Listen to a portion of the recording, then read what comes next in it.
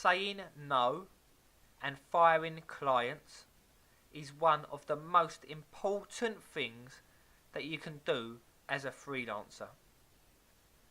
One of the richest people in the world, Warren Buffett, says the difference between successful and really successful people is that really successful people say no to almost everything.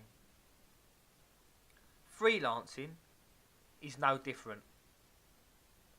I must get offered 40 jobs on some days, and from that I'll typically only make a proposal for one or two. This upsets a lot of potential clients, but you have to think about yourself and your own success. If I get offered a job that is almost certainly going to fail, then I won't take it on. For example, in my industry, I would have tons of web design companies asking for pay-per-click services each day. But I know that pay-per-click advertising doesn't work for this industry. So rather than taking on the job and having a client leave me bad feedback, or me having to answer tons of emails as to why their advertising isn't working, I just straight out don't take on these jobs. I'll give a good real life example here. One client asked me to manage his AdWords for him. He had a website in the music industry. I explained to him that his product wasn't great and his website needed a lot of work before he sent AdWords or paid traffic to it.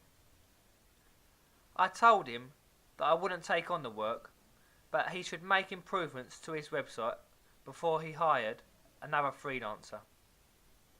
He duly ignored my advice, and 3 months later he came back and asked me to manage his AdWords account for him again. I explained that I had previously advised him to improve his site, and it wasn't a project for me as I didn't feel it would be successful. 6 months later, he asked me yet again to manage his account. We had the same conversation as we had previously. He explained to me that 4 other freelancers had promised him that his site was good and would be successful, and that he had spent $17,000 on advertising with no return. He duly left all of the freelancers bad feedback and will probably never hire another freelancer again due to this. As I have mentioned previously, I don't take on obviously bad clients. If someone says in their job listing or in their email to me that I don't like, then I'll straight away turn them down. Bad clients take a lot of your time and cause you a lot of stress. Successful freelancing businesses can't be built through bad clients. Similarly, if a client turns out to be a bad one, then I have no hesitation in ending my relationship with them, even if it costs me money in the short term. I'll give a recent example here. One guy came to me and asked me to run the pay-per-click advertising for his company. He seemed fine before the job was complete, but within hours of the advertising going live, he was asking why anyone hadn't signed up yet. Now, anyone that has done any online advertising knows that you don't see instant results. This guy then continued to bombard me with emails.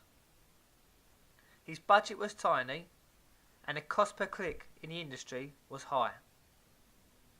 When I sent over the monthly report and explained to him that I had made X number of changes, the guy questioned this and asked exactly where he could see this.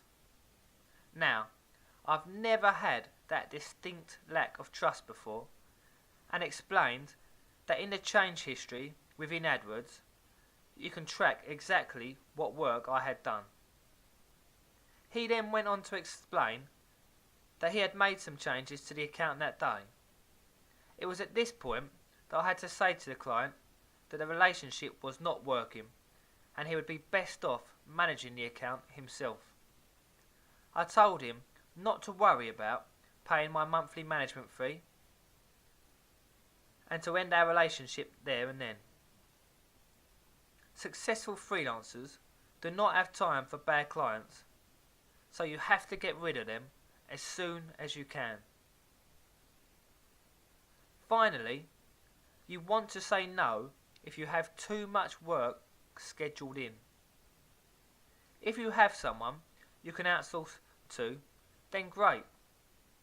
But if you don't, rather than having unhappy clients that are constantly chasing you to start the work or pushing yourself to the point of burnout, it's best just to turn the work down.